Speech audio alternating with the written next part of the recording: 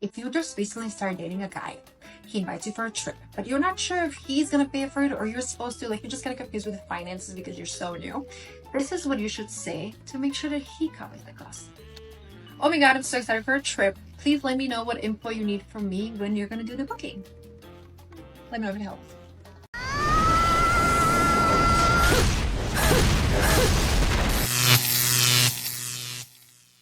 Welcome to The Wall. In today's video, we'll be looking at 3 stories that won't leave anyone indifferent. First, we'll meet a woman who got divorced just 2 weeks after getting married, and the most incredible part is how she laughs and justifies it. Then, we'll dive into the world of divorce coaches. Yes, that actually exists, where several women explain why they decided to get divorced, some even doing it twice. We want you to smash that like button and subscribe to the channel. We're aiming for 150,000 subscribers before the end of the year. A big thanks to everyone who supports the project with their super chat and shares their experiences in the comments. That's what helps this community grow. Turn on notifications so you don't miss a single video. All right, let's get started. I will ask then. I will just ask. What is going on here? So I was with a guy. We were together for 6 years, but we were only married for 2 weeks. Okay. And kind of a then it Hookup of in a marriage, okay. blew up everything. Everything. Well, hold on. Yeah. But you were together for 6 years.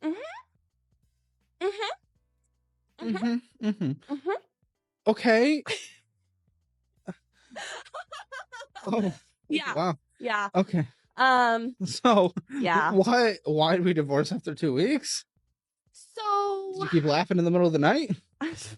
no. Okay. He enjoyed my laugh. No, Thank you it's very I'm much. poking at you. So right before we got married, I came out as bi, and then Okay. we decided to continue with the wedding. I really wanted a girlfriend, and he was, Oh. I know, he was iffy about that. And then I decided that women probably weren't enough because our life was really horrible. Why were you getting married? I- You knew you wanted to have a girlfriend. He wasn't a girlfriend. Yeah, and I this life wasn't there, which a lot of people find to be very important. I Me know. included, like it's normal. Yeah. So why did we go through with the marriage if it ended in 2 weeks? Because I knew I always wanted to be with him, like for the rest of my life. I just didn't How'd know. that turn I out? just obviously not well.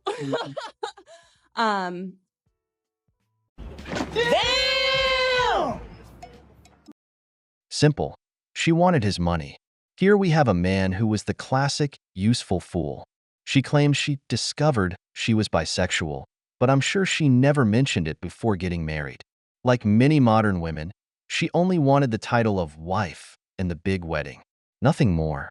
Now, I'd like a woman to answer this. Is this fair? The average wedding in the US costs between $24,000 and $34,000. Money this guy probably paid out of his own pocket. After the marriage, she had access to all his assets and bank accounts, and even though they divorced after just 2 weeks, she was entitled to half. How is that fair? They were together for 6 years. She had plenty of time to end it before, but she didn't. She waited until they got married to make sure the money was safe in her bank account. Stories like this are the reason more and more men are walking away from marriage. The system is designed to reward marital fraud. She faces no consequences for using the relationship as a personal investment. Bro, with this reality, it's no surprise that fewer and fewer men are willing to play this game. Bro. Hurry. Really? Really? I don't fucking use these, bro. I don't fucking use them, bro. It's not mine. I swear I don't know where that came from. It's not mine. Look back there. It's not mine, I swear. Look back there. Look back there now. Look. That shit ain't mine. It's not mine either. What do you mean ain't yours? It is not mine. I swear it's not mine. I swear it's not mine. I swear. Dude, it's okay. What do you mean it's okay? This it, bro. I'm sorry.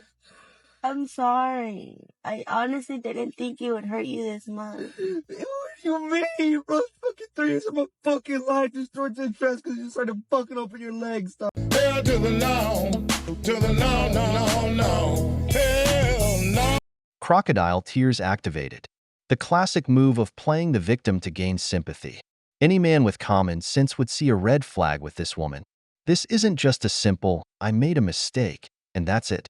This man spent 6 years with her, and during all that time, she never thought about anyone but herself. Her plan was clear.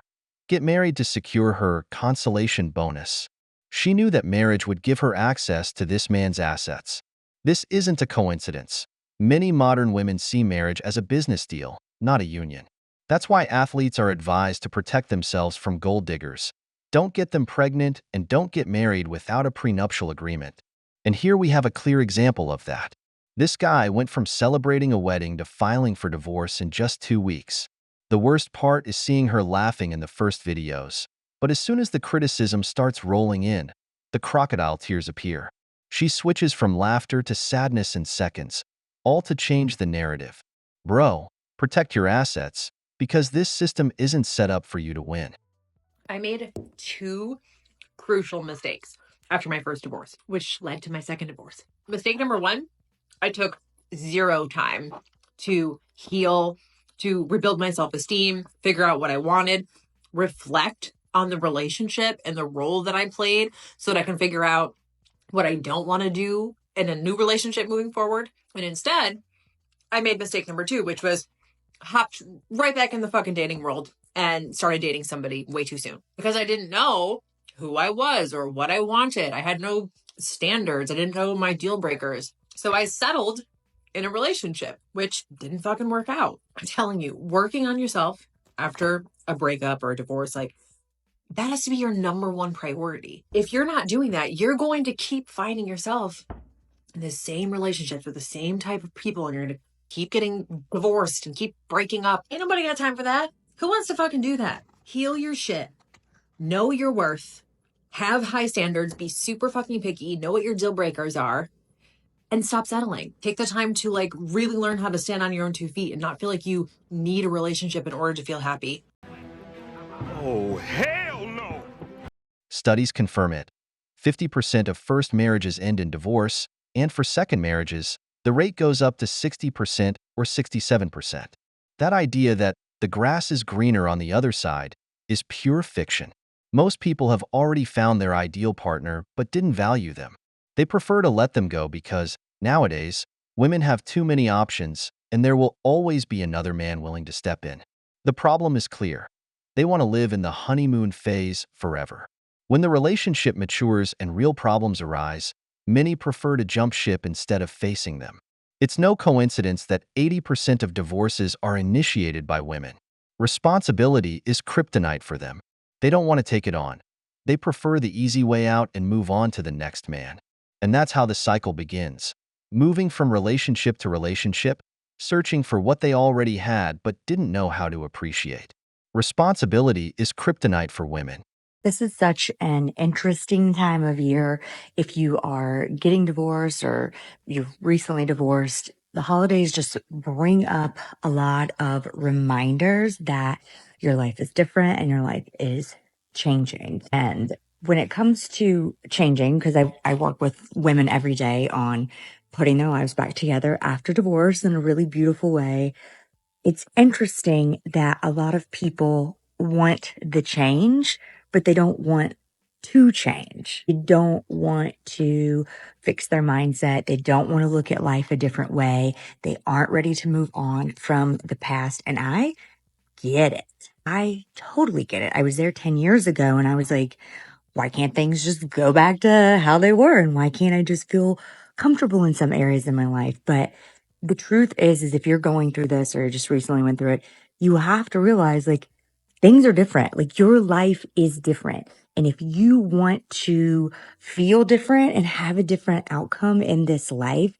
you've got to start looking at things different and maybe doing some things different. You just have to remind yourself that a new way or a new perspective can open a lot of different doors. And I think that's just a good reminder as we're moving into the thick of the holidays that just because things look different doesn't mean that they're bad.